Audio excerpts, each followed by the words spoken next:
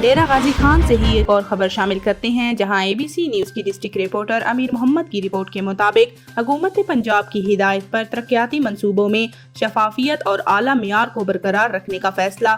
ڈیرہ غازی خان انتظامیہ کی طرف سے کنسٹرکشن ورک کی انسپیکشن کا عمل بدستور جاری ہے۔ قائم مقام ڈپٹی کمشنر نعمان فاروق تارڑ نے پل ڈاٹ تر ریلوے پھاٹک اور کالج چوک سیوریج لائن منصوبوں کا معائنہ کیا، اسفالٹ عمل کے ٹمپریچر اور میٹیریل کوالٹی کی جانچ پڑتال کی۔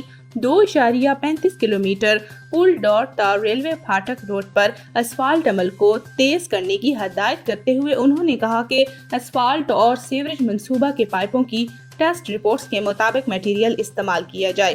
افسران سائٹ وزٹس کریں، میٹیریل کوالٹی پر کوئی کمپرومائز نہ کیا جائے۔ حکومت پنجاب کے ترقیاتی کاموں کے بارے میں SOPs پر عمل یقینی بنایا جائے۔ وزٹ کے دوران ڈپٹی ڈائریکٹر ڈیولپمنٹ امیر مسلم، ایکسیئنز میاں شفیق، مہر اسد اللہ، SDOs اسد الرحمان، عبدالحمید کھوسہ اور دیگر ہمراہ تھے۔